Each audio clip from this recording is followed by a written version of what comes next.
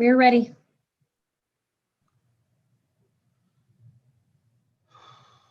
Thank you, Jessica. President Narducci, if you would like to call the meeting to order. Thank you.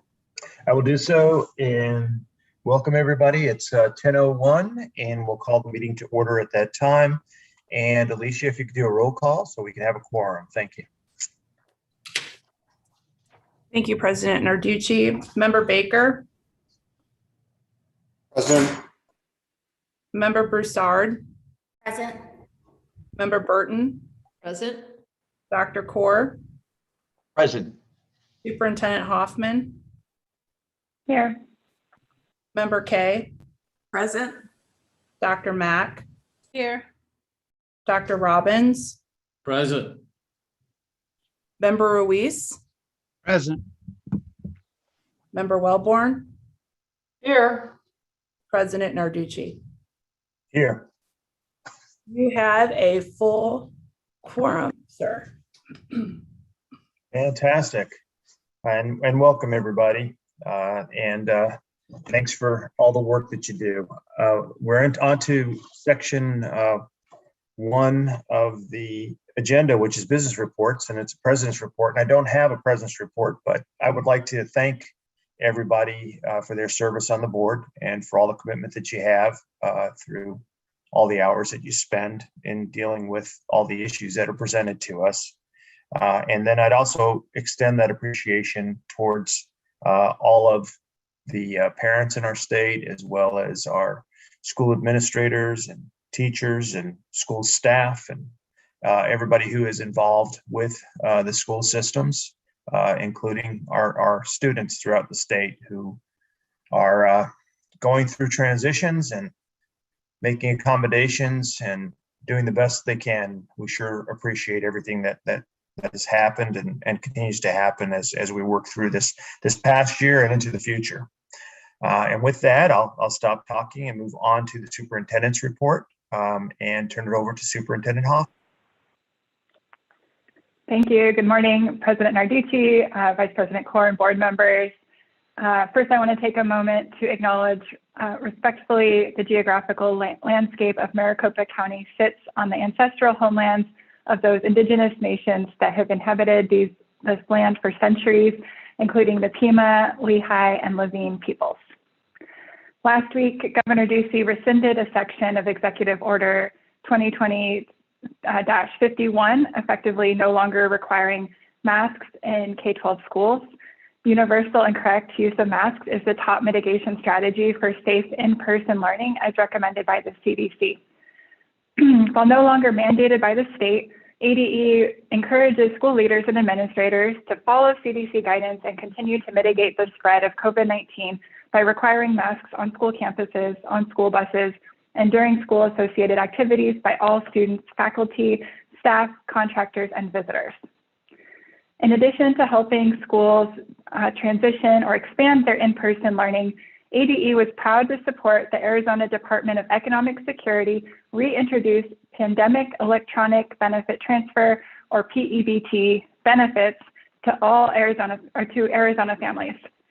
Through PEBT, eligible school children receive temporary emergency nutrition benefits loaded on EBT cards that are used to purchase food. As too many families have struggled with food and economic security over the past year, ADE is thankful that the PEBT program will provide assistance for eligible students and families across the state. Families should reach out to the Arizona Department of Economic Security directly with questions or concerns about their PEBT payments, and more information can be found on the DES website.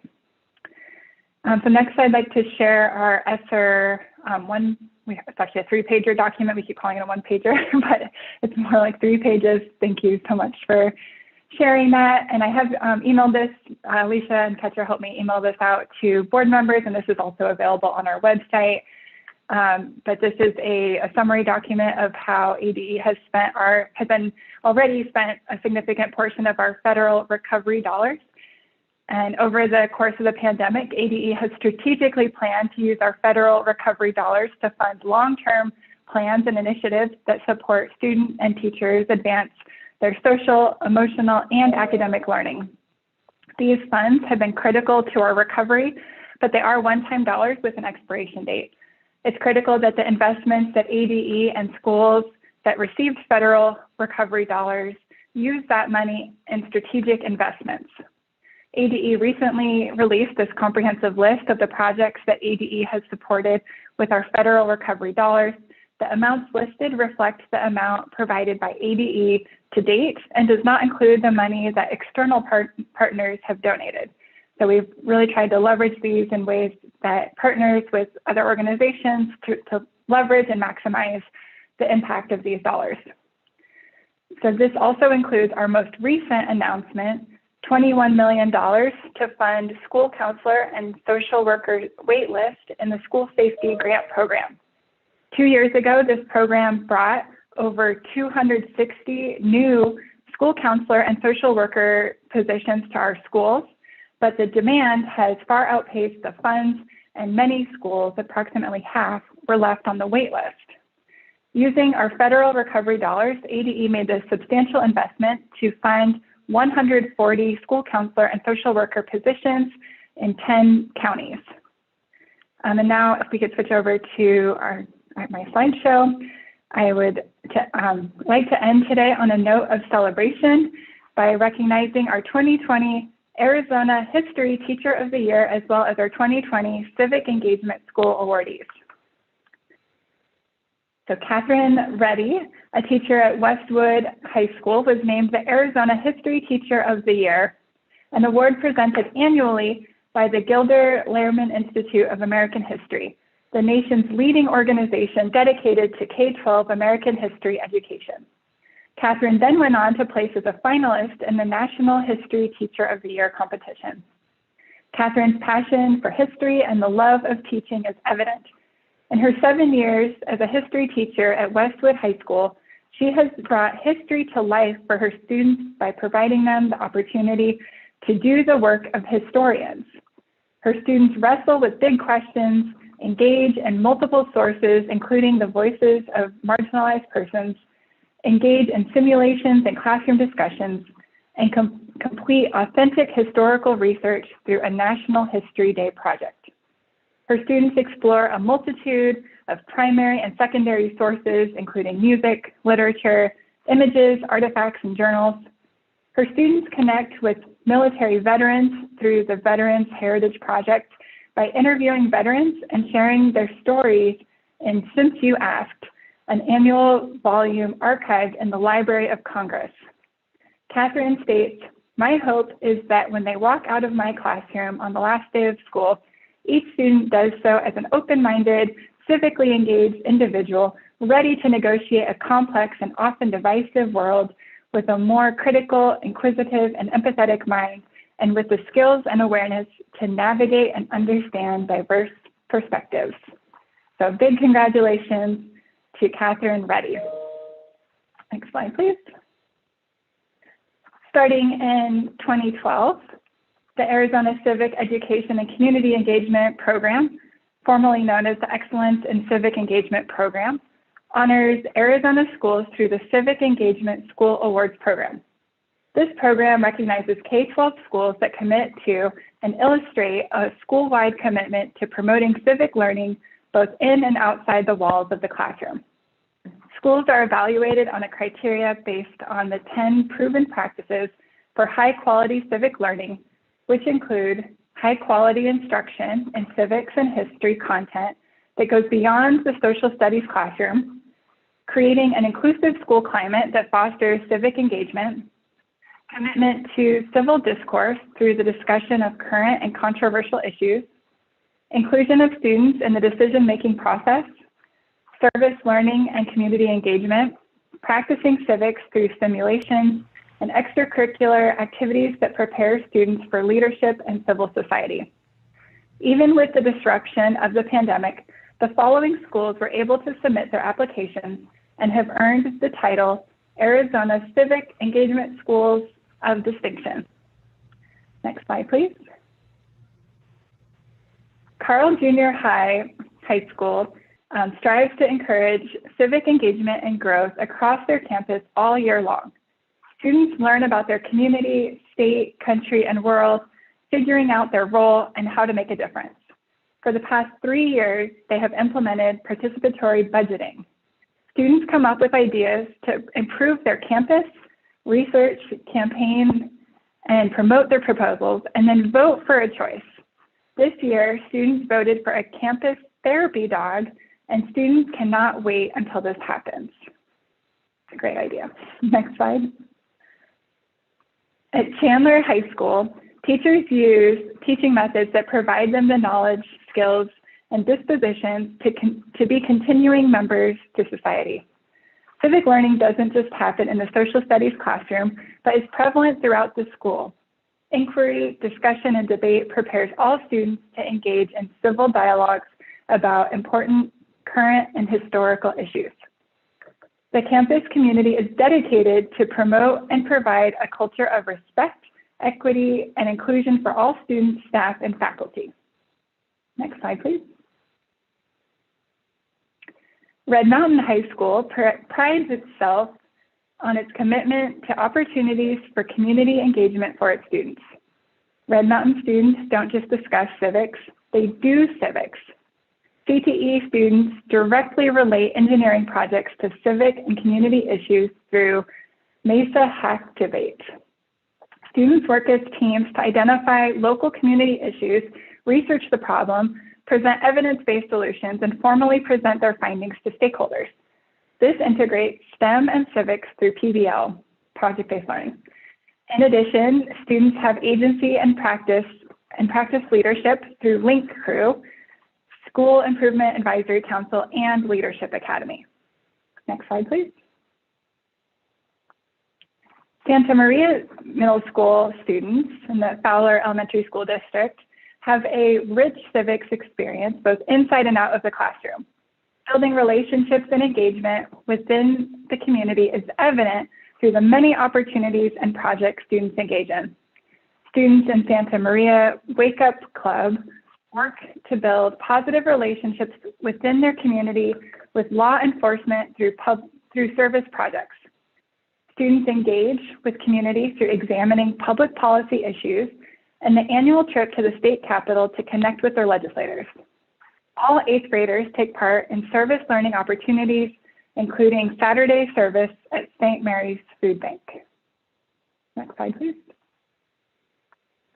Shepherd Junior High in Mesa Public Schools, the students get to take justice and restorative practices seriously. In their teen court program, students hold a trial, present evidence, render verdicts, and gain invaluable understanding of the judicial system. A strong anti-bullying program sends the message that all their students are safe at Shepherd, and being a bystander is not an option. In the 2019-2020 school year, students volunteered a total of 20,531 hours as part of their service learning program, and 143 8th graders earned the Silver Service Award by doing at least 50 hours of service learning. Next slide, please. And this is the last one. At Skyline High School in Mesa Public Schools, students see that civics transcends all content areas and is not just a part of their American government class. The art department has embraced this philosophy by integrating arts with current and community issues. In addition, creating pieces centered around local, state, and national issues, students participate in the Empty Bowls project to raise awareness about food insecurity and money to help local food banks. They participate in a study of homelessness in their community and evaluate possible solutions. Each student then creates and fires a bowl that is donated to Mesa Community College as part of the Empty Bowls fundraiser. During the pandemic, Skyline students and staff reached out to address the social and emotional needs of their community through staff training, parent engagement, and student activities. And today we do not have any student reports, any student presentation reports. So that concludes my superintendent's report. And just want to say congratulations again to all of these schools, these projects. This sounds so phenomenal. And congratulations again to Catherine Reddy. So But thank you all for allowing me the time to give recognition to these well-deserving educators and school programs and their students. Thank you, Superintendent Hoffman. Very much appreciate that. And we can just give you a virtual round of applause to all of the award recipients. We thank you very much and appreciate that. We'll move on to you, Alicia, for your Executive Director's report. Thank you, President Narducci, Superintendent Hoffman, members of the board. I have one slide I put together for you. Perfect. Thank you, Jessica. So over the past couple of months, I've been working with board staff as well as some individual board members to discuss what the board needs to be thinking about for the remainder of the 2021 year, right? What do we need to get done until by December? So we have three big items that the board will be discussing between now and December. The first thing is a 5-year accountability system. If you recall, we have created a 5-year accountability system. A 5-year assessment system. And so now it's time for the board to focus on the accountability aspect of that assessment system. So what I hope by December, it's going to be tough and it's going to be a short timeline, but I hope that the board can approve a 5-year plan to give some consistency and outlook for the field and help drive good policy changes within the accountability system. The second item is move on when reading. Looking through the move on when reading bill and determining if there are any policy issues that the board wants to address next session. And then the third big item is educator discipline. As you know, our bill was signed by Governor Ducey in the early spring. And so now board staff and the board, we need to work on rules for non-certified educators. And we need to ensure that all of our administrative sorry, it's like I'm having a moment this morning with my speech. We have to make sure that all of our policies and procedures internally are ready to go to for educator discipline when we roll that out. And the reason for us doing this is because this legislative session has been quite large. There has been numerous bills that name the State Board of Education. And so we as staffers needed to ensure that we had a good plan going forward. So we're not leaving anything behind. And so right now there's about 10 bills that have us writing rules or policies. We could potentially have budget items that could come up in the next couple of weeks while they are working to finalize the budget. And then we have some tasks that have been named in executive orders. The goal is to provide a more updated and detailed list at the May State Board of Education meeting. Really, I just want the board members to be aware of our big three, know that internally we're working on other areas of policy based upon the session, and really focusing on, for you all, what I want to do is I want to have mini state board meetings where we focus on one topic or one area. For example, if we're talking about the accountability system, maybe we have an hour discussion meeting on proficiency and growth. Maybe we have another hour conversation around the CCRI rubric for 912. And I'm hoping if we take these small mini meetings, it allows for discussion, but it allows us to remain very focused on the issue. And then anything that comes from that mini meeting will bring forth for action at a future board meeting. So in the next week or so, I'll send out a bunch of dates for everyone so you can check your schedule and see if you're available on certain dates where we'll talk about one of the big three topics and potentially the other areas of policy. And if you miss the meeting, that's okay. We'll record them so you can always go back and listen to the discussion so you're ready to go when we take action on those three items. We do plan on being busy over the summer, gathering public input on our big three. We're going to do this through surveys, through webinars, town halls, obviously the state board meetings where we have written and public comment. And most of those will probably be virtual just because we as staff have had really great turnout and really good luck with the virtual meetings. And it does allow for some even conversation with the field. And then I have a list of stakeholders. So if you don't see a group on there, you're like, hey, you should reach out to them, please let me know and I'll be happy to add that. So that's just a quick update. You'll have more detailed review at the May board meeting. And with that, I don't think we can discuss it, but if you have any questions or direction, you are free to tell me so. Thank you, Alicia. Does anybody have any questions for Alicia on that? Great approach. And your point about the virtual meetings is fantastic. I do think, I mean, I've noticed not only in our meetings here, but also in meetings that I've had elsewhere, that the virtual aspect is allowing a heck of a lot more participation than others. It's great to be in person, but it's also great to have stakeholders involved and make it easy for stakeholder involvement. With that, we'll move on to item number 2, call to the public. Excuse me, I think Armando I'm has sorry. a question. So Armando, go for it. Sorry, I didn't see your hand up. Thank you. Thank you, President Arducci, Superintendent Hoffman, members. Just had an observation or question on that 5-year review. Would that be something similar? I know the charters have something, that 5-year review, and would it mirror something like that? I think that's just Sure. its initial question. President Arducci, Member Ruiz, normally the charter state board utilizes our policy for their policy.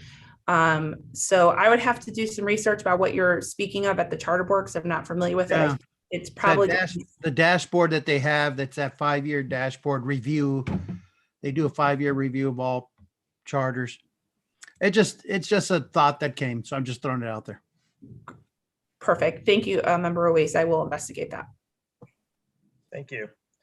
Any other hands up that I may have missed? I don't see any. Thanks. We'll move on to item number 2, call to the public. This is a time for the public to comment on items not on today's agenda or on the consent portion of the agenda. Speakers are limited to 3 minutes. Director Williams, have we received any requests? Thank you, President Arducci. We have one written comment from Rita Boltop, and we also have Rita Boltop who has requested to speak today. Jessica, if you can go ahead and put up the timer. Is Ms. Boltop here? Yes. Yes, perfect. Ms. Boltop, we can hear you. Go ahead and address the board. Thank you. Okay, I hope you've all had a moment to read my written request and grant my certificate based on my education and the fact that I have 20 years experience doing the job. The state statutes allow for a comparable out-of-state certificate license. I made 3 requests, written requests, for an example of a comparable certificate and was never given one. Not one person in the Department of Education can determine what comparable means. That includes the head of the certification, Michelle Brady, and the gentleman overheard, Mr. Duplanty. Since they can't determine what comparable means, they require exactly the opposite, identical. This is partially due to lack of training. As Maura stated, it is not her area of expertise, and she made assumptions about my license, which I believe were not correct. But even more so, it's due to a lack of definition. The state does not have even a minimal list of required classes. Additionally, there's no list of required competencies and no means to determine if someone is competent. 26 states require the praxis exam, and additional states such as Texas, where I am licensed, have developed their own exam. That exam is a 5-hour exam. To sell real estate in Arizona, you have to pass an exam. To practice law in Arizona, you have to pass the Arizona bar. To evaluate children and impact the rest of their lives, Arizona requires nothing. I hope that the Board of Education will take a serious look at this issue. I would even be happy to volunteer to serve on a committee looking at this issue and develop some guidelines so that out-of-state people can come in and serve the children of Arizona. I can assure you that moving a few hundred miles west of the Arizona-New Mexico border did not impact my competencies and knowledge. Thank you for your time. Thank you, Ms. Fulltop. President Arducci, that concludes the request to speak for item number 2. Thank you. We will move on to item number 3, which is our consent agenda. Member Burton has requested to pull items 3H and 3I for discussion and identification of some points. We'll take the remaining items in a single motion. Do I have a motion to approve items 3A through 3G and items 3J through 3L? So move.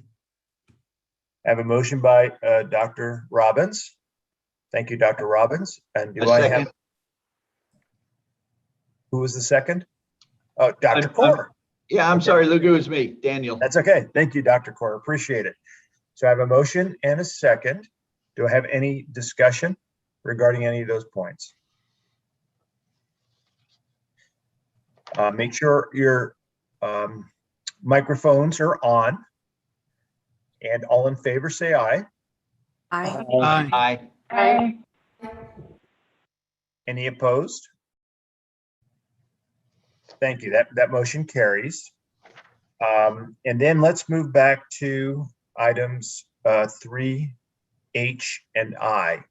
I understand that some points of discussion and maybe some concern points that Member Burton had are similar to mine, and I'll turn over some time to Member Burton to express some of those points if she would.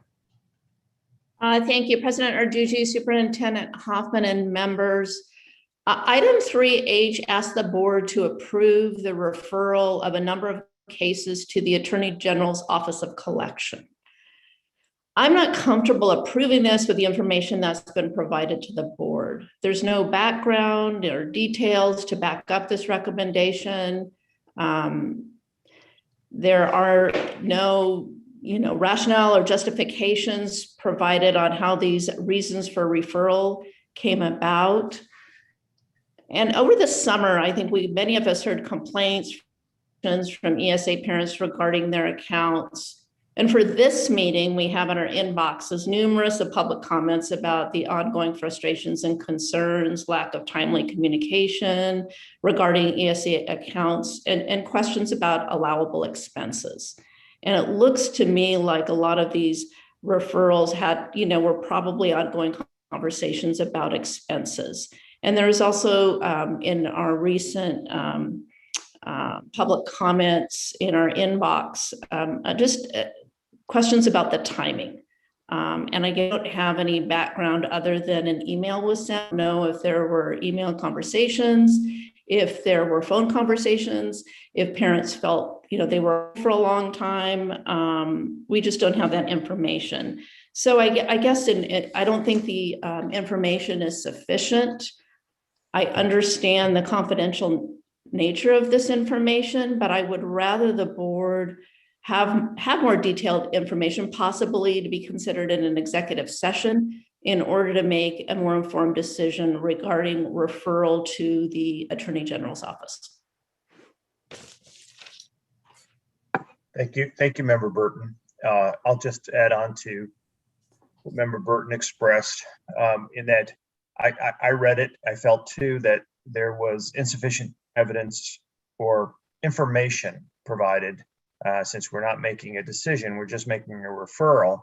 But even the referral information was just tough for me, especially one on the fraud case, and then to see the disparity in amounts and letters being sent, and it wasn't making as much procedural process sense to me in order to make a referral to the AG's office.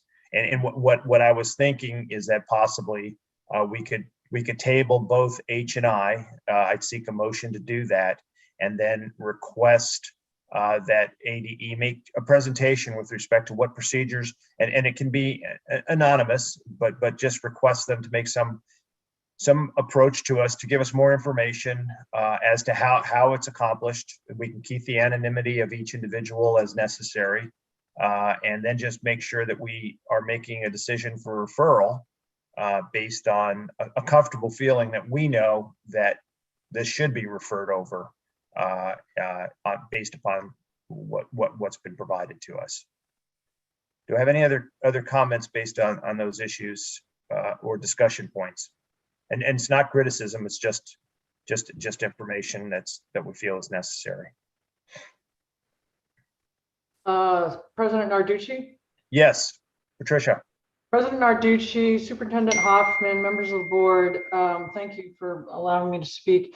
I'd like to reiterate my support for providing more transparency and understanding around the process of rejected expenses and missing reports and whatnot.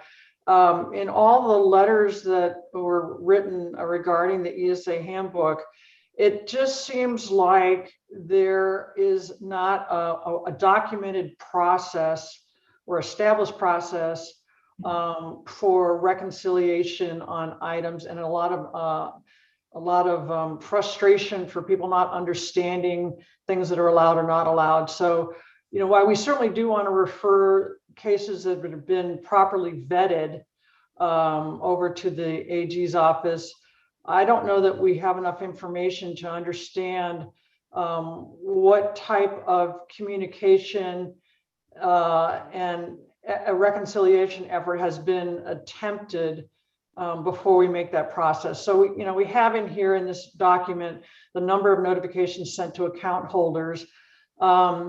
Unfortunately, people do miss emails, and so if you have 2 here, does that mean 2 emails were sent, and that's the sum total of every effort that was made to try and contact the person?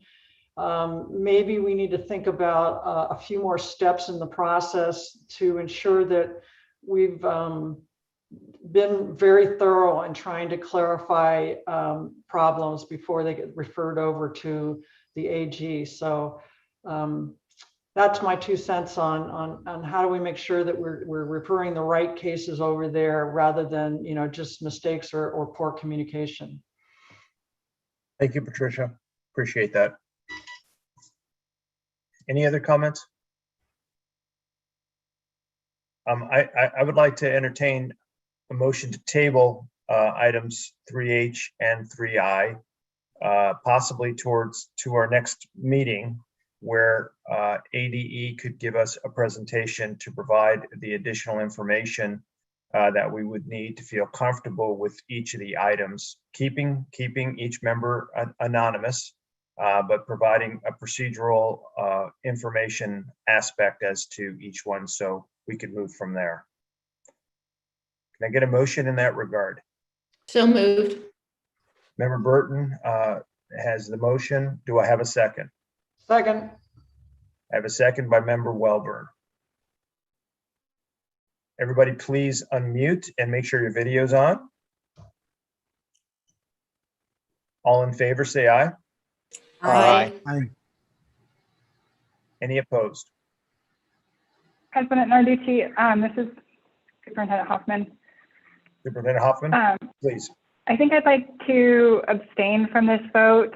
I know that a lot of work goes in behind the scenes to do these. We work with our Attorney General. It takes a lot of time.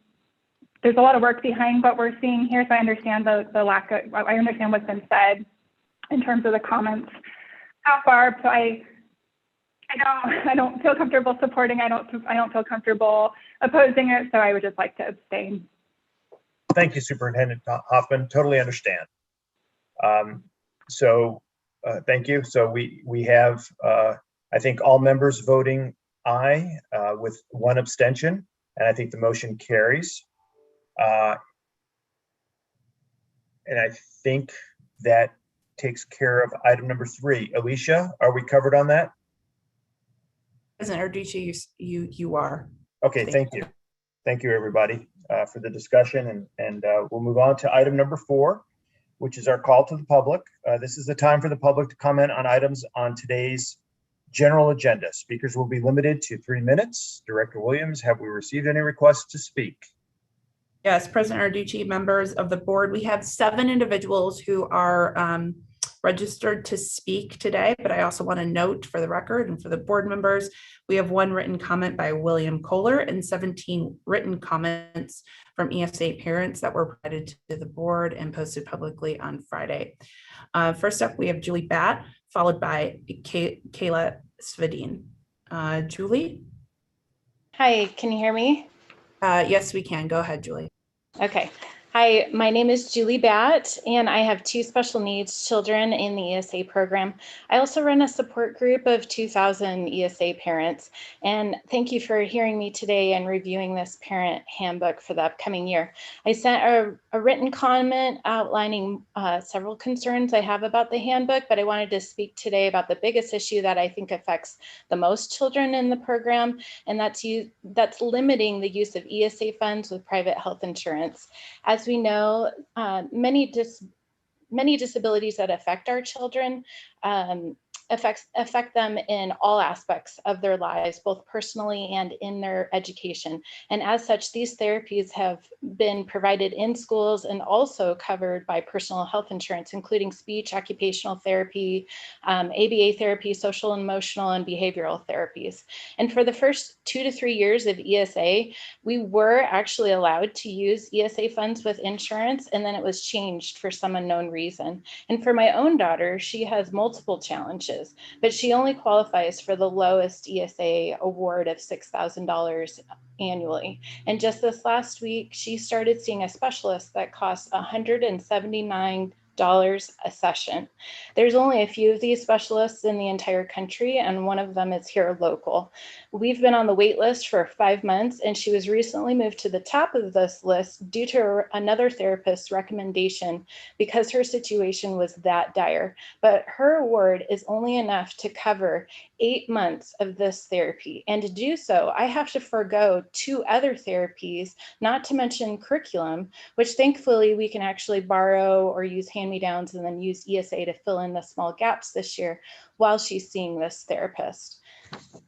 This particular specialist, though, is covered by my personal health insurance, and my daughter's out-of-pocket maximum is $3,200. If I could run this through our insurance, the entire year would be covered, and I'd still have $2,800 of ESA funds left for the 2 other therapies and curriculum.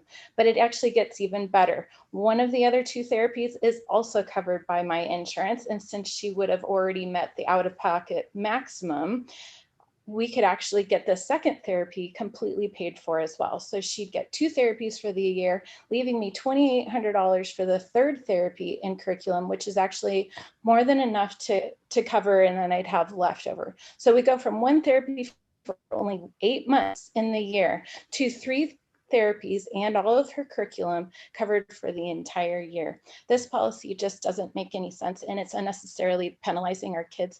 Please review it, please revise it. Thank you for listening. Thank you, Julie. Next up, we have Kayla Svedin, followed by Patricia Stevens. Kayla?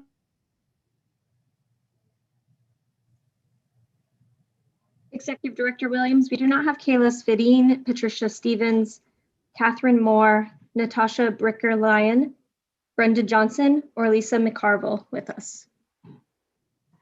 Okay, thank you, Jessica. President Arducci, those are all of the remaining individuals who wish to speak today, but they're not with us. How would you like to move forward? Let me ask. Thank you, Alicia, and thank you, Julie. Question: when the notice for public comment went out, are they just supposed to be on right in the beginning, or is it like at 11 o'clock, or it's just it's supposed to be on? How does that work? Just want to make sure. Sure, President Arducci. So individuals usually sign in at the beginning of the meeting, and Zoom is set up in such a way in which we can change it to presenter and whatnot. So we can see who signed in prior to moving them over to the live meeting. Okay. All right. Thank you. I think we can proceed, and in the event we get any contact afterwards that they didn't, for some reason, understand, we could actually throw them in somewhere in the agenda if that works out later on. We'll move on to item number 5A, which is our general session. And this pertains to the Empowerment Scholarship Account. And Alicia, can I turn some time over to you? Thank you, President Arducci. I'm just going to stop my video because it seems like the office internet is a little slow. So President Arducci, members of the board, item 5A is a presentation, discussion, and possible action on the Empowerment Scholarship Account Handbook for school year 21-22. If you recall, the board saw the draft of this handbook at the March State Board of Education meeting, and that was just for information only. And today's agenda item is an action item. Deputy Director Marsh Deputy Chief of Staff Marsh will be presenting on this topic. Director Marsh. Thank you, Alicia. Good morning, President Narducci, Superintendent Hoffman, and members of the board. I'm Whitney Marsh, Deputy Chief of Staff at the Arizona Department of Education. Thank you for having me this morning to present on the Empowerment Scholarship Account Program, Parent Handbook for school year 21-22. Next slide, please. I presented to you last month regarding the school year 21-22 Parent Handbook, and today I will present on the final draft for your review and approval. Our goal has been to revise the Parent Handbook for school year 21-22 to incorporate recommendations made by parents and stakeholders and reflect changes to administration of the program as a result of new processes, rules, and statutes that were implemented over the past year. Our objective is to publish the revised handbook by the end of this week, and as you may recall, it also becomes part of the contract that parents sign for the school year. Next slide, please. I gave you a similar slide last month that includes a version history for your reference. So the current year's handbook is located on the handbook page of the ESA website that's linked on this slide. EDE tracked changes against the current handbook and posted our first redline version, January 18th, on the website, along with a web form to submit feedback. We received 19 written comments on the handbook, but also received robust feedback through the Parent Advisory Committee meeting held January 27th. And that feedback was provided both in writing and spoken during that meeting by both the Parent Advisory Council members and other ESA parents and stakeholders. Based on the feedback and recommendations that were received, ADE made additional substantial changes to the first redline version, and that revised version 2 was submitted to the board with a summary of changes and was discussed at the March meeting. On April 5th, we submitted an updated version that's redlined that incorporates changes based on feedback that was provided by parents and the board following the March meeting and during that meeting. This version is also published on the ESA website, including the summary of changes. Since the board's March meeting, ADE met with the chair of the Parent Advisory Council to discuss necessary changes in policy and procedures in response to parent feedback. Those specific changes were reflected in the handbook draft you have before you today. We also have since held 2 town hall meetings last Monday, April 19th, one earlier in the afternoon and one in the evening, where we discussed the changes and provided time for ESA parents and stakeholders to give feedback and ask questions. We have averaged about 40 attendees at each Parent Advisory Council meeting and town hall meeting to date. So again, we've had 2 Parent Advisory Council meetings that addressed issues in the handbook, and we had the 2 town hall meetings. Following the town hall, we emailed all registered attendees an FAQ to answer some of the questions that were raised during those meetings. And we'll also post that to our website this week to provide additional clarifications on the policies that are ultimately reflected in the handbook before you. Next slide, please. As noted in our submission last month, the department has been working over the past several months with the Treasurer's Office and the private financial management firm, or Class Wallet, on a debit card option. As we updated the handbook to reflect, as such, we've updated the handbook to reflect what we know currently about this new debit card feature. All ESA account holders will be eligible to request a prepaid debit card through the ESA portal beginning May 15th for use in the 21-22 school year and ongoing. From the user perspective, the debit card will work similar to the existing Bank of America debit cards. Cards can be used at a point of sale by swiping or inserting your card for a chip reader, for purchasing through PayPal and Square, and purchases made with the card will be deducted from the account holder's ESA balance immediately. Account holders with a debit card will be able to view their debit card transactions, upload receipts into the platform by using their cell phones or computers, and will also be able to associate those receipts with specific debit card charges.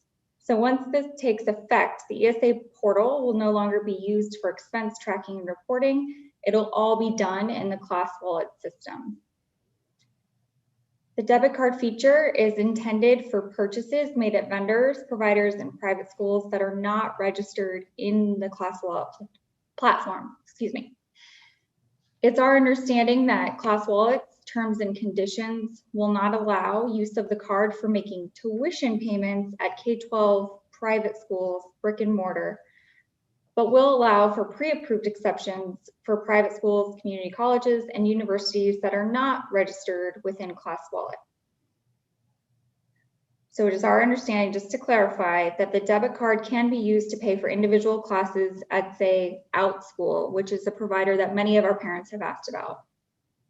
We have communicated the need for account holders to be able to pay post-secondary tuition with a card, since institutions are not currently registered in the platform. And it's our understanding that this will be accommodated. Next slide, please.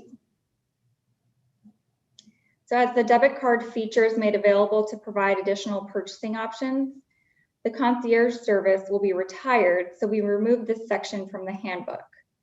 Concierge isn't included in the services provided under the existing contract between ClassWallet and the State Treasurer's Office. It was made available after the beginning of the fiscal year to provide an option for purchasing at vendors or providers not registered within the platform. As we were hearing, families that had transitioned were having trouble because not all of their providers were in the platform.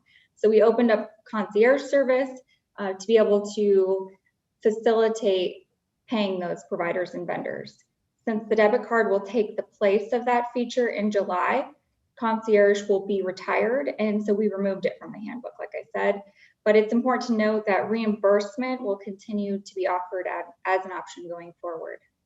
Both concierge and reimbursement were brought up in the last board meeting by a parent. Thank you. Based on input we heard during the March meeting and from our other parent forums, we also updated the associated goods policy as reflected in the handbook revisions before you, and we are in the process of implementing this change.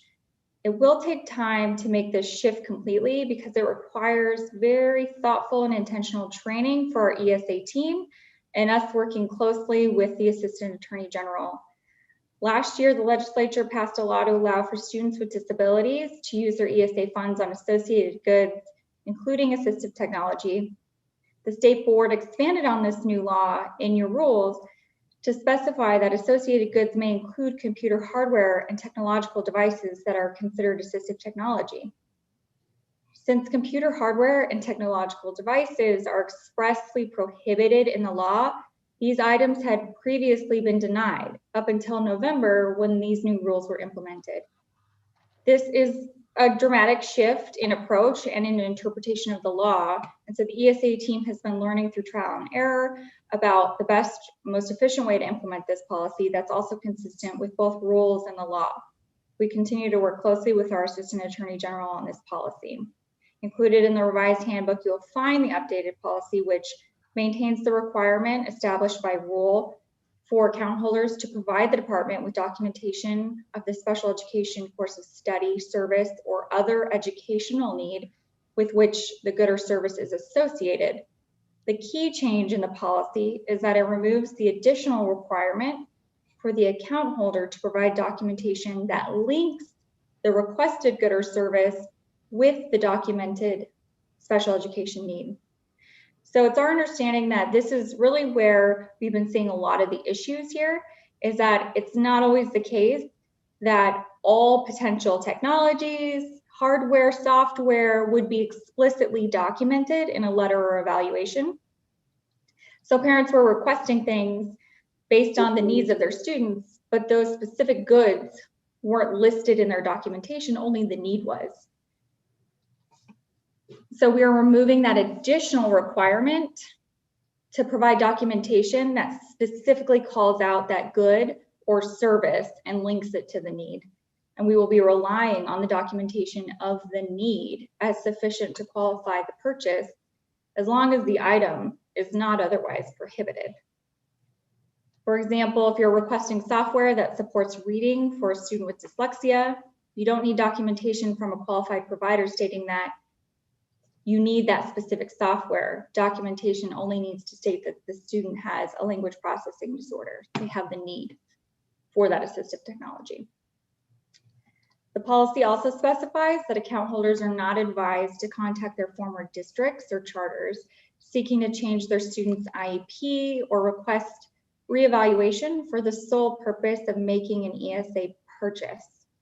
This was never the intent of the department, and we acknowledge our previous procedure may have inadvertently directed parents in this way, so we included this language to clarify. Next slide, please. A section describing how applicants and account holders can identify and utilize advocates when communicating with the department was requested during the last board meeting. I had failed to recognize or acknowledge during that time that it was already included. And so I just wanted to point that out here in response to that request, that it is incorporated in the version that was shared in March. No further changes were made. It's on the page that's numbered 4 in the redlined version in the secure information section. Next slide, please. So rules require us to publish the final version by May 1st, which is this Saturday, with the changes clearly identified. We will make sure the formatting and branding is consistent with the department guidelines once we have the board approval on the content. Because the changes were so significant, our plan is to publish a complete list of changes in a separate document along with the final version that's clean for reference. We also wanted to note that ADE will have the final version translated into Spanish and posted to the website as soon as we can get that done. Thank you for allowing me to present on the handbook changes today. I can now open it up for questions. Thanks, Whitney. Very much appreciate that. Great presentation. I know that we'll have some questions. And if we want to go through, and I can't see raised hands or anything of that nature. So Alicia, I don't know how you want to handle it. I have a question. That's fine. I can, when I see people, I'll call them out. So first up, we have Member Burton. Hi, thank you, Whitney. I just have a couple of questions. Probably my main question has to do with the issue that's come up in a number of our emails in our inbox, and that has to do with using medical insurance with the ESA. Can you talk about that? How it used to be allowed and now it's not allowed? Yes, President Narducci, Member Burton, thank you for the question. So from what we understand, I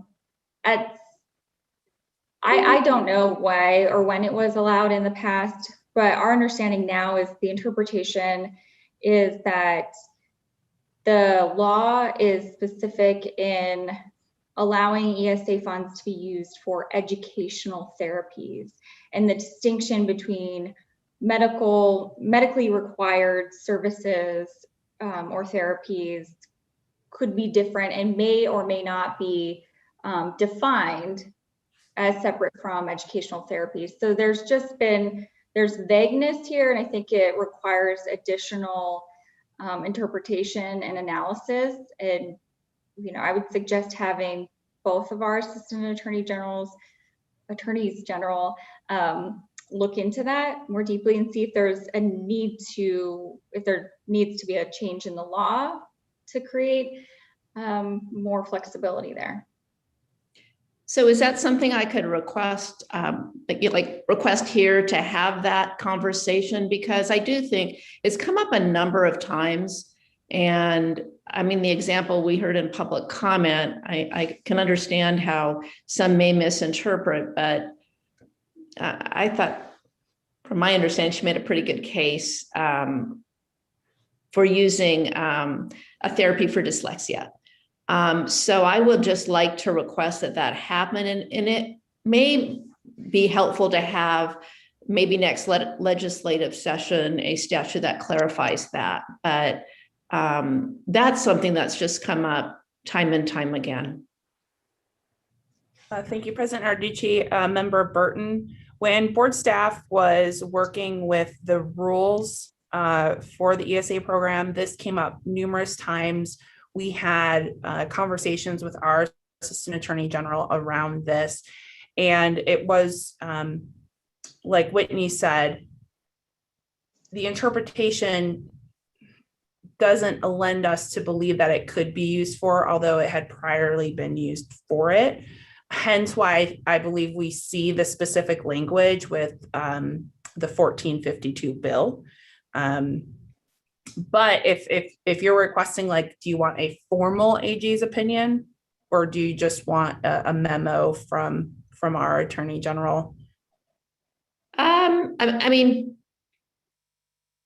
yeah, I think somehow a formal communication, because if our ESA families feel they have a case to link the two, and if the AG thinks statutory change is necessary, it'd be helpful for us to have that in writing. Okay, no problem, Member Burton. We can, Whitney and I will work with our lawyers on that formal communication. And then just for the board's knowledge and whatnot, you know, if it is determined that the formal communication says we can't do it, you know, the board could determine to run a bill to change that within or to clarify it within state law. And then we would open rules again. So that would be the process. And then if the formal communication comes back and says, oh, no, you can't do it, then we would just open rules.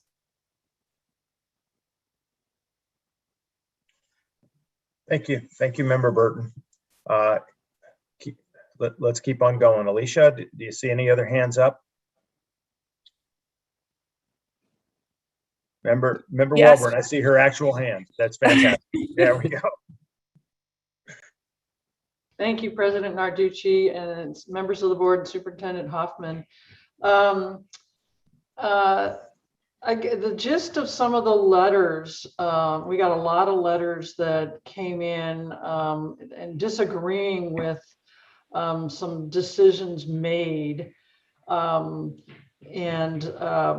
I just wondered if there needs to be some additional narrative. I know that you're planning, the department's planning to publish a list of a summary of what was changed, but perhaps we need not just a summary, but we also need some logic or explanation for why things are not covered. There were items that they asked about with regard to gardening equipment and gyms that I don't understand why they're not allowed, but I assume that the department has valid logic and reasoning in trying to adhere to the law. And so maybe this calls for clarifying information that can explain the interpretation of law that is behind some of these expenses that are not allowed, so that they understand the issue isn't so much with the department. It could well be that it's with the way the law is written and interpreted. So that's my suggestion on that.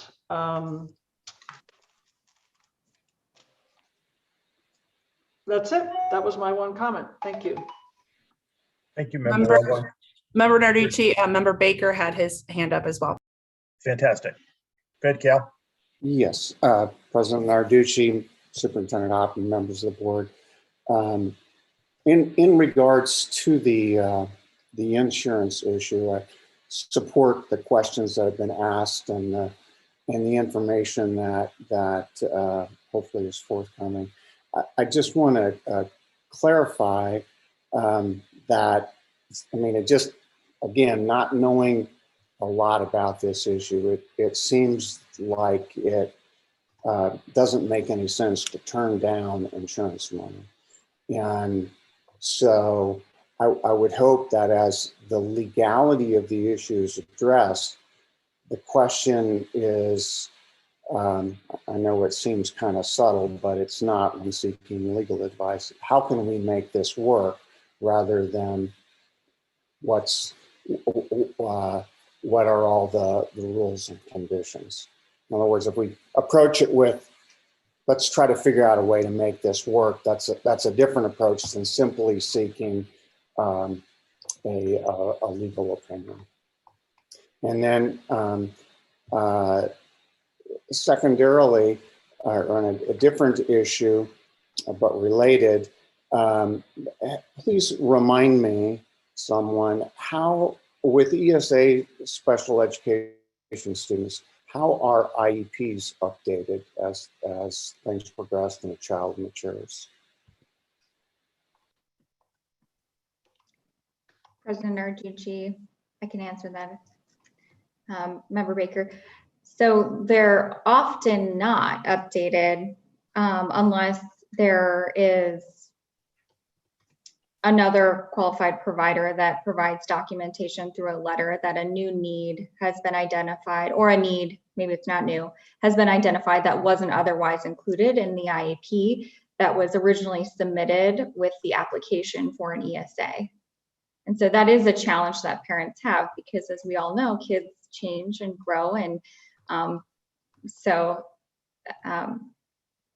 there isn't a routine way for ESA parents to get their IEP updated. President Narducci and Whitney, members of the board, thank you for that answer, Whitney.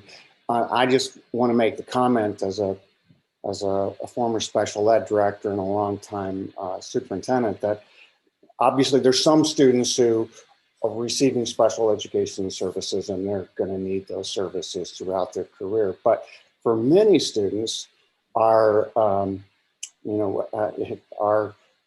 goal as an institution is to help students exit the program if they possibly can. If a special ed program is successful, it progresses students forward so that they can function without the need for additional services.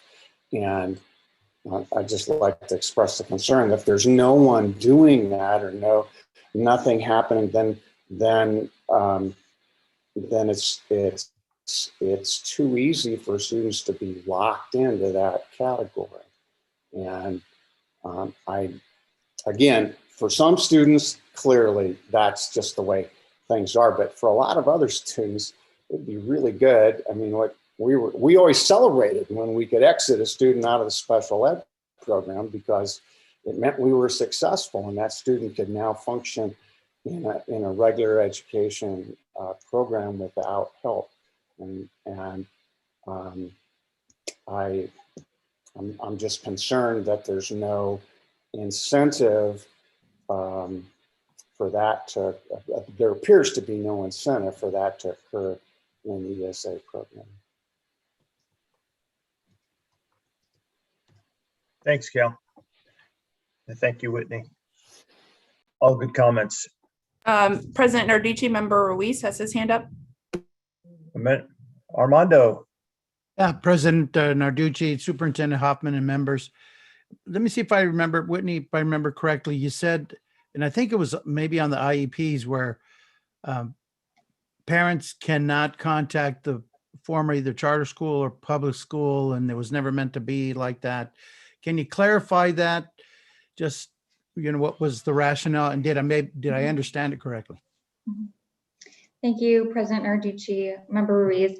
It's not that parents cannot. That's not the case. It's that we're not advising parents to go back to their district to get an updated IP just so that they can purchase whatever associated good or service they're trying to get access to. that creates burdens and barriers for not only the parent, but also requires work on behalf of the school district or charter. And maybe that is unnecessary just for the sole purpose of getting approval of a certain expense. And so we are removing we included that language to say that if you are requesting an associated good or service, which if you remember, that's for students with disabilities, they have expanded options for purchasing. They can buy more things with their ESA funds if they have a documented need, or if it's associated with a special education course of study or service. And so what we were seeing is that parents were saying that they were going back to their district and having some pushback from their district or former charter school in revising their IEP. And really they were doing it because they wanted access to those additional goods. But it wasn't our intent to create that dynamic. And so we specified that the original documentation of a need, or if you have a letter from a provider, because it wasn't in the original evaluation or IEP, stating that you have a need would be sufficient. But parents are not prohibited from going back to their district or charter for an updated evaluation. So, Mr. President, Superintendent Hoffman, members, Whitney, so it doesn't prohibit you from going back. I always think of what's the worst case scenario? Worst case scenario. We have a parent, I'll take worst case scenario here. Parent who limited English skills and, I don't know, for whatever reason, went to the scholarship program and has a child, special needs the IEP, but we make it either more difficult or we prohibit or whatever the language is here from them going back to the people who knew the history of their child. And, maybe that child was there, I don't know, 2 or 3 years, and they did the IEP, they did all the stuff they know. And the parents just trying to help their kid, just feels like this is the best route for them to go. Why would we make it more difficult? Why wouldn't we put maybe the little additional burden on the folks who run either charter schools or public schools, that customer service maybe? If our parents are our customers, students are our customers, so why wouldn't we kind of bend over backwards, open all kinds of doors where you could get that information? President Narducci, Member Reese. So we're not, this saying that we're not recommending you go back to your district or charter to update an IEP or evaluation. That's only part of the associated goods policy. So it's specifically, we don't want you to do that just so that you can get access to goods or services that really you already are eligible for based on your original documentation you submitted. But why not? Why not? Well, Whitney, let me just ask a question, Armando, because I think this is a very good discussion. So if I'm understanding the factual scenario, Whitney, you're saying that a provider has already recommended that certain things can be purchased or are necessary for the student. The IEP that was done may not have dealt with that situation, but you have a provider who's saying they need this stuff, so it should be processed through ESA, and it either should be purchased through ESA funds or refunded through ESA funds. So I think the ADE was just trying to not put additional burden to have an IEP expanded or redone in order to get approved funds that already approved what's already been approved. However, if you have a parent here, and I'm going to just add to your scenario, Armando, but if you have a parent who has been denied certain things by their providers, and their IEP scope may not be broad enough for that, shouldn't they be allowed to go back to the charter or LEA and get a reassessed, reassessment in order to see whether they should qualify for it. Is that where you're headed, Armando? Okay. So Whitney, how is that covered? Is that, and I think it's not a prohibition, it's just a suggestion, but why would we suggest that they can't go back for an IEP to qualify if in fact the provider is saying they're not entitled to it? President Narducci, these are great, complex questions, and get to how complex the ESA program is and how challenging it is every day for our specialists to examine these things. But you're right. If the need was not in the original IEP or evaluation, as we know many times is the case, or there are associated needs that aren't necessarily identified in an IEP, but we know that a student with a certain disability or need will have other needs as well. Our intent here is really to streamline the process and approve more with less documentation for these families. It's not our intent to say you don't have a right to go back to your district or charter to get a new evaluation if you think in fact your existing one doesn't include all of your needs.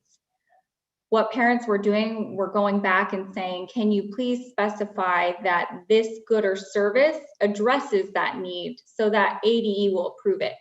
We don't want them to do that. We don't want them to be asking for specific documentation of therapy, which I've never heard of, but I've heard the word therapy so many times in the past couple of weeks. But we don't want you to have to go back just to say, hey, I know you said I have a need for occupational therapy, but can you please put in therapy because I want to be able to purchase it.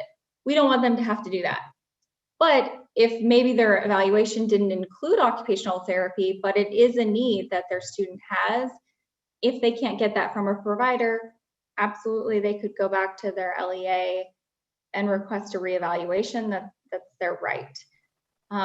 This is really specific to trying to get documentation that specifies a good or service being linked to a need. But as far as capturing all of their needs, the parent has that right. Hopefully I'm clarifying and not creating more confusion. Thank you, Whitney. Armando. Yeah, President Narducci, Superintendent Hoffman, members, and Whitney. Yeah, I understand, but boy, I put myself in that parent's position, and I think maybe it's not legislated in this handbook, but there's a maybe an approach, and the approach is, well, you can't go back. And so then by the time the person who's interpreting it at that front desk and that parent drove 20 miles to come back and get that information, and I've been instructed, hey, you don't have access to this information. And now that parent goes, well, doggone, what do I do now? And maybe they shouldn't have said that. Maybe they didn't have the right to say you don't have access to this information, but somehow the interpretation as it worked its way down the line, that's what it becomes. And I don't know, just kind of, it's a good program. And so then, it is so new. Sometimes we can put these barriers that makes it really hard for parents to choose this option. And I'd rather keep it as maybe it's harder for us, the institutions at first, and maybe it should be as it just kind of this works its way through. Maybe in the next couple of years, the program's more clarified, but I don't know, just kind of, I think if I vote yes, I'm going to put a burden on some poor parent out there, maybe a whole bunch of poor parents out there who are trying to use this program, but they're not going to be able to use it to its fullness. President Narducci, if I could speak to Member Ruiz. Please, Alicia. Sure. So President Narducci, Member Ruiz, I think there's a middle ground here, Member Ruiz, where if this goes through within the handbook right now, because the associated goods and services is also new, it will allow for us to recognize any issues, and the state board has the authority to change the handbook. And so if we find that it's a significant issue, we can change it and we can go down that route. Again, because the two processes are so new. So just wanted to give you that information as well. President Narducci, I know Member Mack has had her hand up, followed by Dr. Core. Fantastic. Member Mack. President Narducci, Superintendent Hoffman, members, and Whitney, you can correct me if I'm wrong, but it sounds like this rule that was, or this piece that we're discussing was put in response to concerns from the parents who are using the program, saying that it is a lot to ask of us. Like, we have the diagnosis, we have, you know, the evidence we need, right, to, and yet now we have to run back and delay it again by another month or 6 months and be at the mercy of, you know, getting the paper back in a timely manner in order for us to proceed with the treatment we need. So it sounds like this was born out of a response to genuinely care for the parents. Am I correct in understanding that, or? President Narducci, Member Mack, yes, that's absolutely correct. We're trying to streamline this process, make it easier for parents, not only so they don't have to go back to their district or charter, which can be comfortable, but also so they wouldn't have to schedule an appointment with a provider just to get a letter to say they can purchase something. Exactly. Yeah, when it's clear that there's a need. Yeah. Okay. I understand that, and I would support that, as well as Alicia's point too. If it arises, for example, unanticipated consequences, you know, it always happens, unanticipated consequences, or, you know, something else arises. I'm sure we all agree that, you know, we're going to be responsive as well. So. Thank you, Member Mack. Appreciate that. Dr. Robbins. Actually, it was Dr. Core. Oh, Dr. Core. Followed by Member Baker. Okay, thanks. Thank you, Alicia. Thank you, President Narducci. So just, I want to just echo my support for Member Burton's request. I think that utilization of healthcare insurance just seems so critical to a positive outcome here. And to me makes sense, but if the law doesn't call for it, let's change the law. Let's get to where we want to go. And then Whitney, I just appreciate all your efforts on this, and I sincerely hope you take this comment in the productive manner in which it is offered. I think we can write rules upon rules upon rules, right? And we're never going to capture every nuance and variance. And I'm just really fond of saying here, when I work with my team, let's find a way to yes. And I think if that's the shared attitude of everyone involved, that this is a valuable program serving students in need, and let's find a way to yes. If it's not this, what is it? You know, it's one thing to say no. It's a very different thing to say no, but let me offer you this, or let me get you here. It's all about a mindset that says, let's find a way to yes. And I'm not insinuating we don't have that mindset, but let's make sure from the board down, you know, at every level of this, let's make sure we have a mindset that says, let's find a way to yes.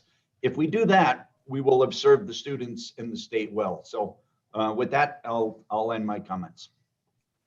Thank you, Dr. Core. I love it. Member Baker.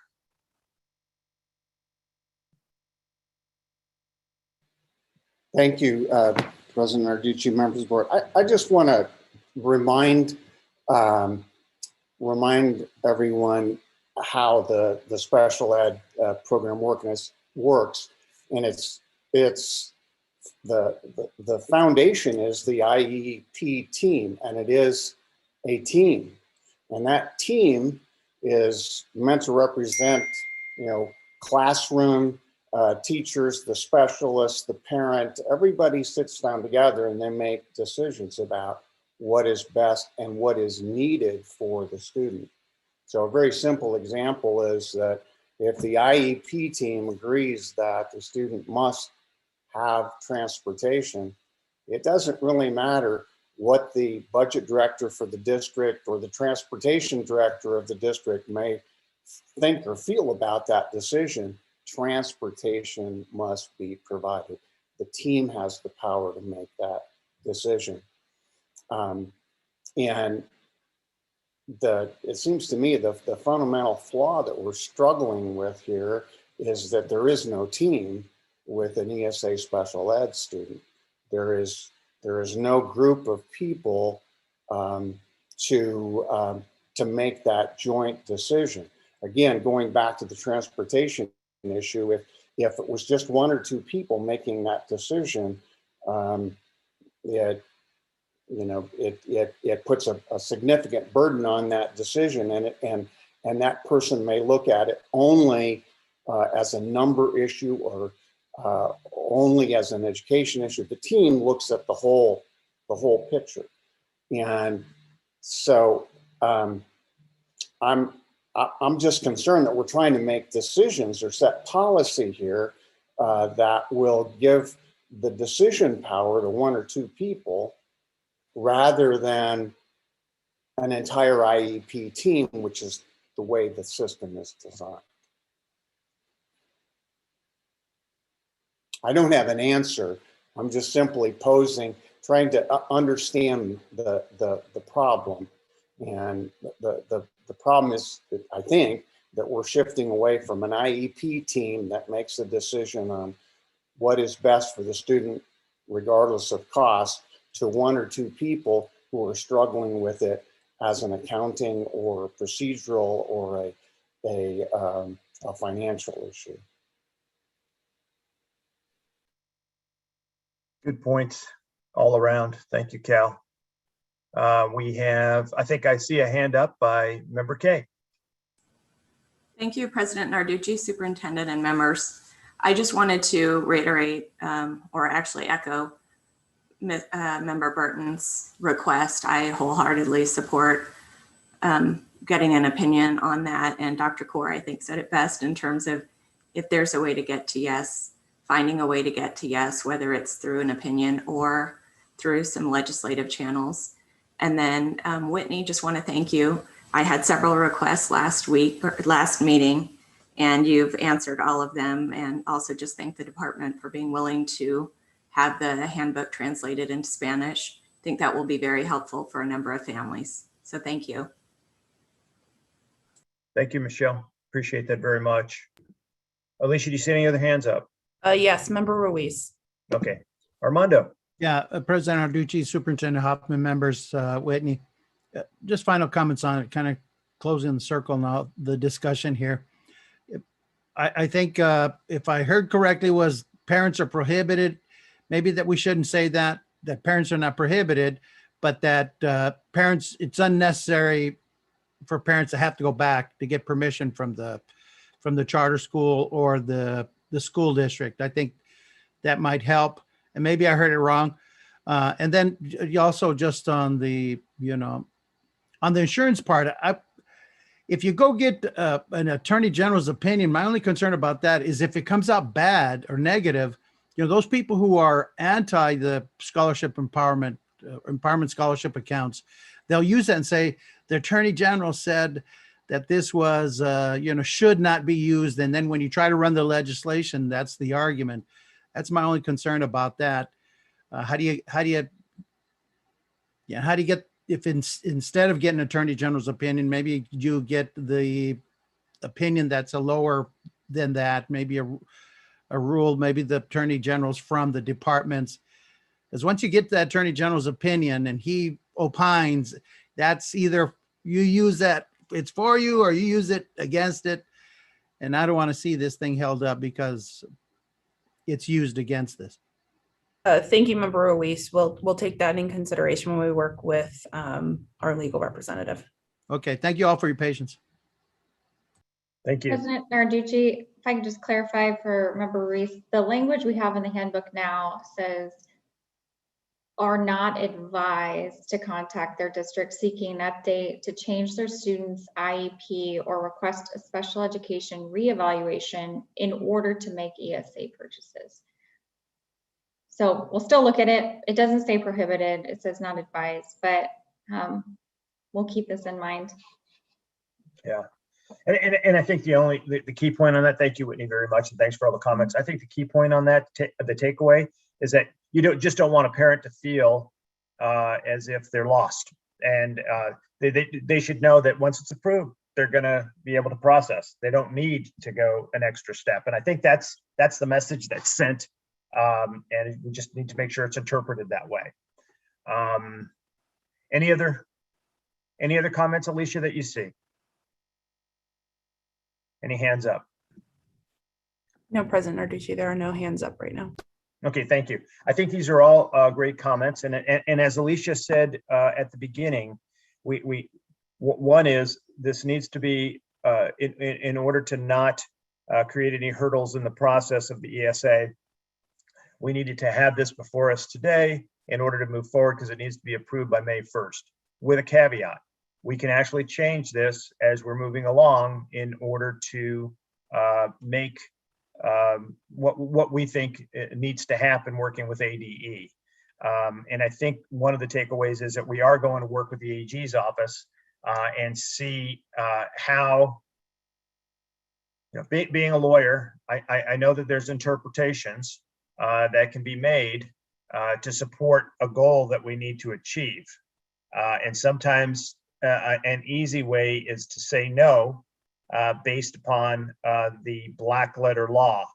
But when things are interpreted the way they need to be interpreted, there are ways to do it, and there might be background that can support it. And I think that's what we're looking for to help K through 12 education in this arena. So that's the message that I would like to have sent out, because there's no reason to not, if it can happen, it should happen. The YES framework suggested by Dr. Kaur is the method for our approach here, and I'm sure that's everybody's desire. So with that, and no further comments, do I have a motion to adopt the Empowerment Scholarship Account Handbook as it's written for the 2021-22 school year? So I would moved. make that motion. I I will yield. Armando, is that you? I think Okay. somebody else beat me, and I will yield. That's fine. I'll Okay. second. Who was the motion then? That was me, Member K. Thank you, Member K. I appreciate that. Do I have a second? I'll second it. I've got Armando as a second. All in favor, please unmute and have your video on. Please say aye. Aye. Aye. Aye. Aye. Any opposed?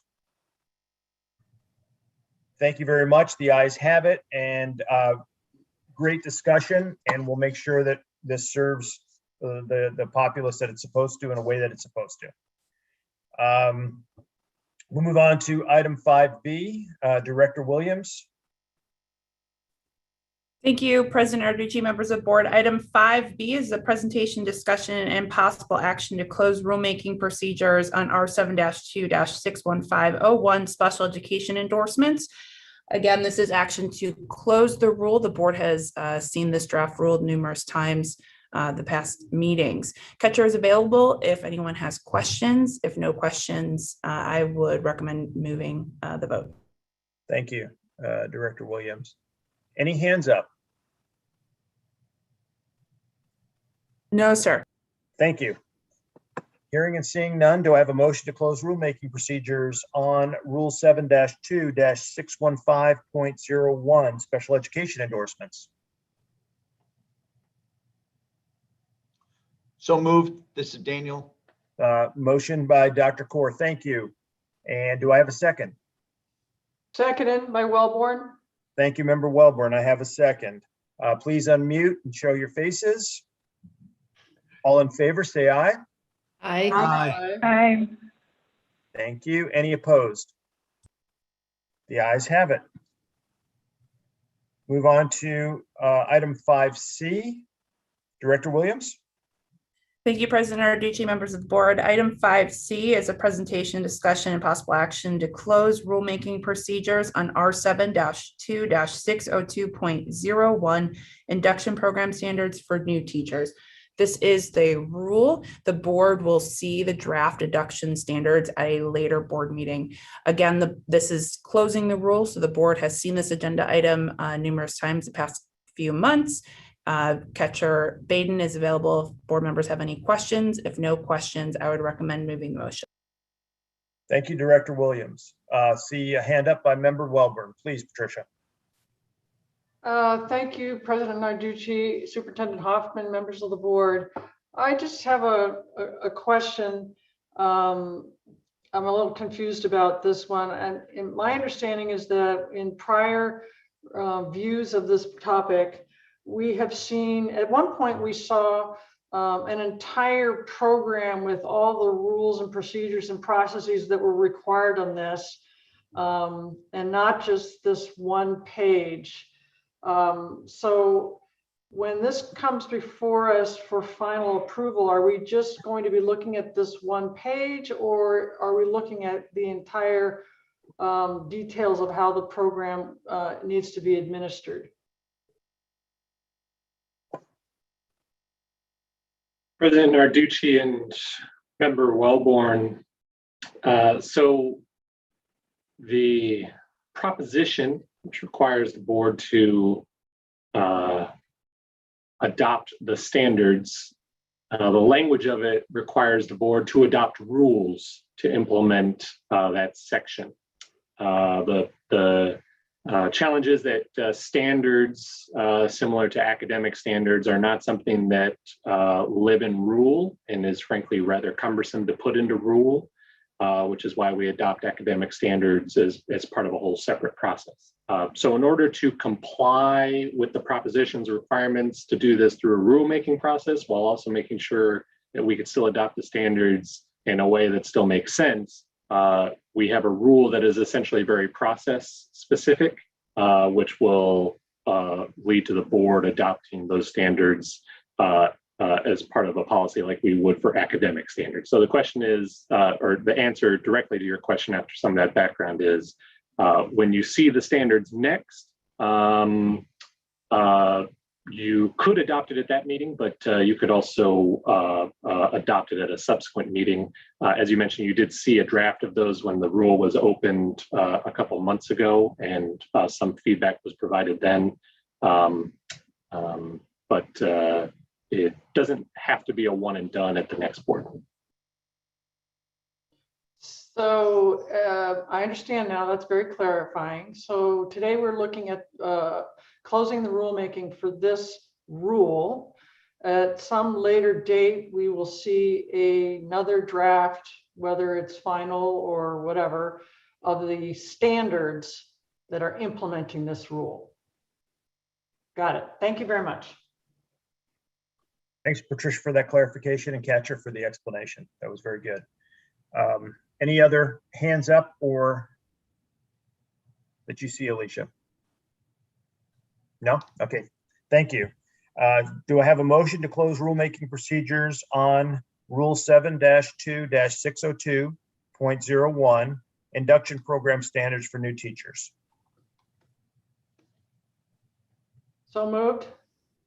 I have a motion by Member Welborn. Do I have a second? Second. I have a second by Member Mack. Please unmute and show faces. All in favor, say aye. Aye. Aye. Any opposed? Thank you. The ayes have it. President Narducci, for the record, I think there was an angry response to that proposal by someone's part. So I think the minutes should reflect that. I heard they want to see the standards. They definitely want to see the standards, as do I, Thanks, Dr. Kaur. We'll move on to item 5D and turn some time over to Deputy Director Baden. Thank you, President Narducci, Superintendent Hoffman, and members. Quick legislative update for you. Today is the 106th day of the legislative session. As most of you know, 100 days is essentially a target date for finishing, though it is just a target date, and it's not unusual to go over that date. In fact, it's more common, especially in the last several years, if not longer, to go over 100 days. So we're not in panic mode yet. As Alicia mentioned, there are 10 bills that have already been signed by the governor that we were actively tracking and then 11th, if you include one that was vetoed, but it required us to take some additional action. We put together action steps for those 10 bills in the executive order that you're going to start seeing the results of those action steps at the next board meeting, at the May board meeting. We're also tracking another 19 bills, actively tracking, I should mention, 19 bills, and we've drafted up action steps for those pieces of legislation as well, which we always usually do after the bill switch chambers, because we have a better idea of what has a possibility of moving and how we're going to make all these pieces fit together in terms of timelines, staffing capacity, that sort of thing. And depending on what happens between now and that May board meeting, that list of action steps for that May board meeting might start to grow, even though a lot of that legislation does not become effective until the general effective date, which is 90 days after the close of the legislative session, which we're not at yet, but might be around August. As you all know, a lot of the requirements that are put on the board have implications for schools at that general effective date, which is usually at the beginning of the school year or in that school year. So we always try to get the ball rolling on things in May, if possible, so that way we can have things ready for schools, whether it be rules or policies or what have you, in order to meet those general effective date timelines. Finally, the budget, we're still waiting on. Obviously, that's being worked on and negotiated at the legislature and with the governor's office. We'll share more details with the board once those are made available, but don't have much right now. And then I mentioned at the May board meeting, as we always do, we'll provide you with a big list of the bills that have passed, bills that look like they're about to pass, and what we're doing and what the board can expect to see in the coming months as we implement those enacted pieces of legislation. So that's just general timeline. I won't go into any specific legislation because I think you've seen a lot of this stuff over the last couple of months, and we're kind of in a holding pattern as the legislature works on that budget. So with that, I'm happy to answer any questions. Thank you, Catcher. Very much appreciate all your time, effort, and smarts on this stuff. Any questions from the board? None? I don't see any. Does anybody else see any? I don't know why I only get the 4 pictures or 5 pictures without going through it, and I just don't want to go through everybody. So thank you very much, Catcher. We'll move on to item number 6, call to the public. President Narducci, we didn't have anyone signed up for number 6. However, I have been informed that Kayla Svedin is on the line, and she had originally signed up for call to the public number 4. Would you like her to provide her feedback during this agenda item? You bet. Thank you so much. Great. Thank you, President Narducci. Jessica, if you could push Kayla over. And Kayla, I don't see you.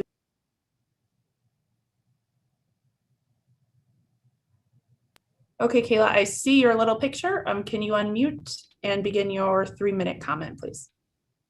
Oh, yeah, I'm sorry I wasn't able to get on sooner, but I know that we've already passed the time for the ESA handbook issue, but I did want to make a comment that I'm sure has been, and I'm echoing.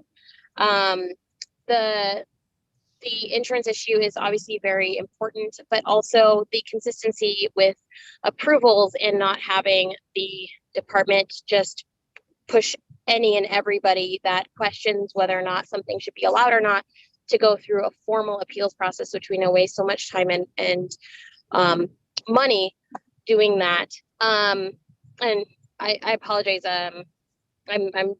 We're in a car right now. I'm sorry.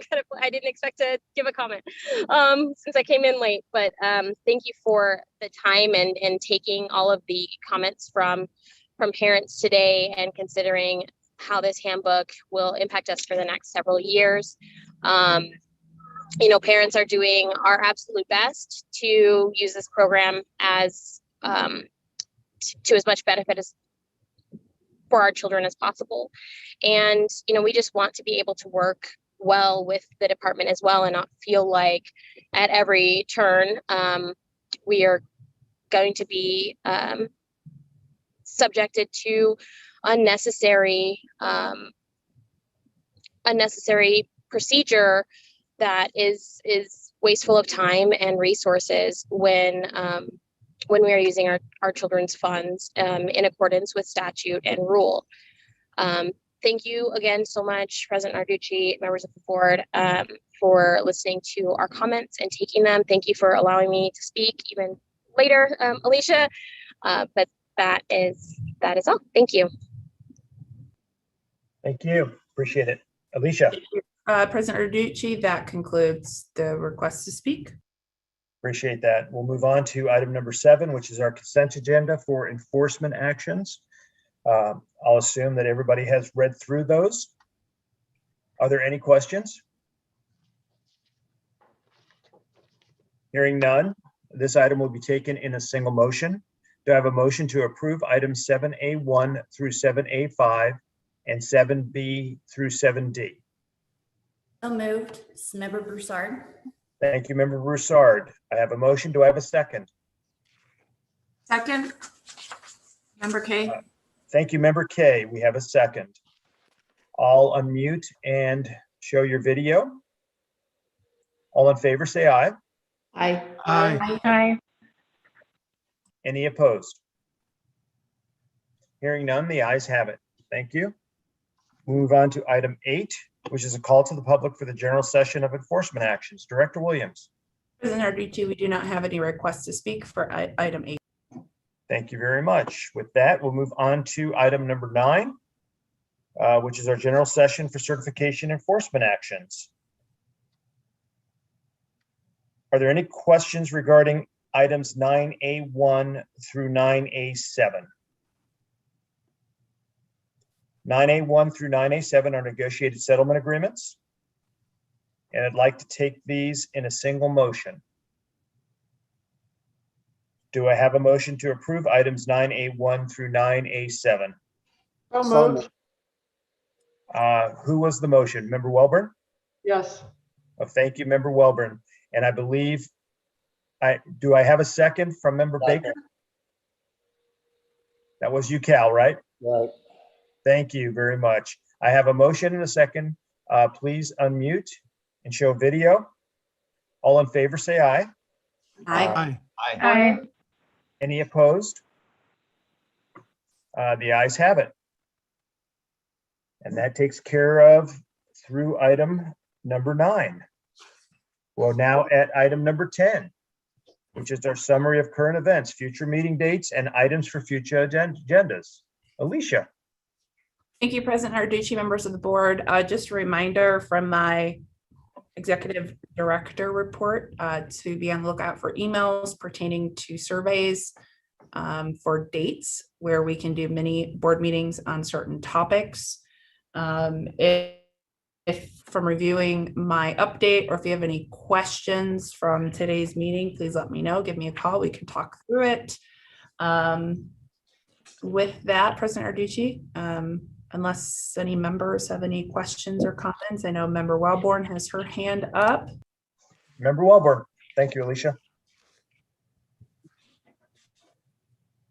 Thank you, President Narducci. I just wanted to be reminded of when we might see the data from the AZ Merit M2 testing. What's the process? What's the timeline on that, and what kind of information will be provided with? President Narducci, Member Welborn, that's a great question. So how about I work with the department to see, what kind of updates we can give per month at board meetings, whether that's number of students tested.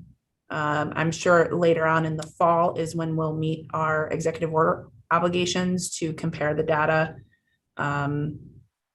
Superintendent Hoffman, we can work together to see if we want to do something in your update or my update, or maybe even an agenda item for some of those questions. Does that sound good, Member Welborn? Yes. However, I guess I'm a little confused about what our responsibility is, and what you referred to versus, the big question is how much data loss are we looking at, and what's the analysis of how COVID has impacted our students. This is an unusual event. I don't know that we've had this kind of need for the information. I know that this fall deadline was usually around grading schools, which we are not doing this year. So I was hoping that we would be able just to analyze and understand what the numbers show on a sooner timeline, but maybe that's not possible. So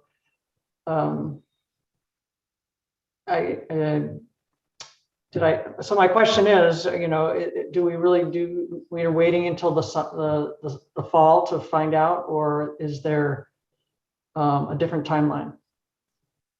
To get back to you with that, Member Wilborn, because I'm gonna have to speak with the department to determine their internal accountability timelines. Thank you. Great comments, Patricia. Same concern here. Any others?